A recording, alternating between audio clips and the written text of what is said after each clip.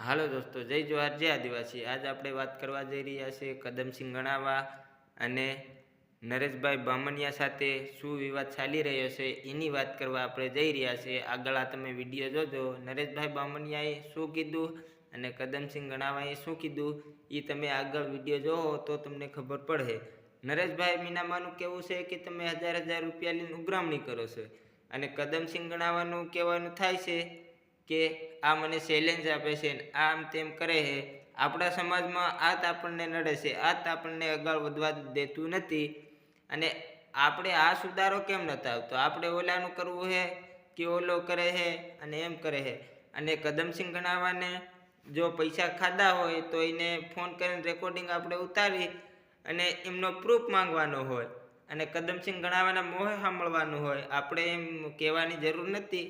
અને આગળ પછી શું થયું આપણે કોઈ દી જોયું નથી। તમે આ વિડીયો જોવો ઓલા નરેશભાઈ બામણિયાનું શું કહેવું છે અને આપણે આગળ કદમસિંહ ગણાવાનું પણ શું કહેવું છે, આગળ આ વિડીયો જોવો ને તો આપણને ખબર પડે આમાં સાચી વાત કોની છે અને ખોટી વાત કોની છે।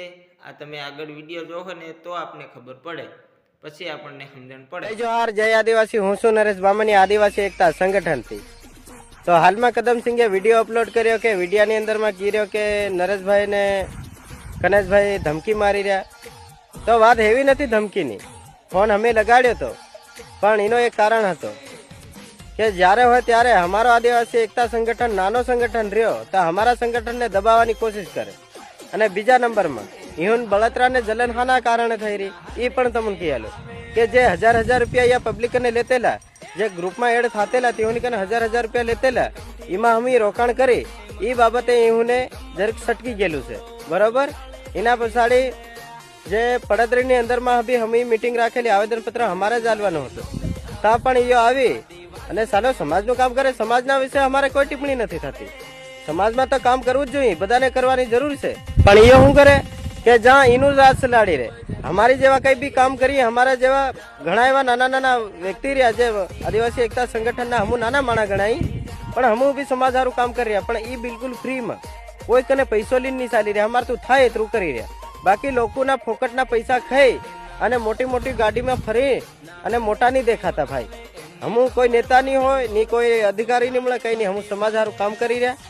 અને મોરબીની અંદરમાં જે અમારા આવેદનપત્ર આલવાનું થાય તો અહીં વિડીયો બનાવ્યો તો મેં ફોન કરીને અમે એ કીધું કે ભાઈ તમે આમાં આવવાનું પરમિશન કોને આલ્યું કે અમારો અલગ સંગઠન છે તો અમારા સંગઠનમાં તમે કેમ આવીને બહો, કેમ કે તમારા સંગઠનમાં હમું આવીને બહી જ નહીં, કાયદેસરની બહી અને નહાયડા હમું કથા જાય એવા હોય નહીં મારો ભાઈ।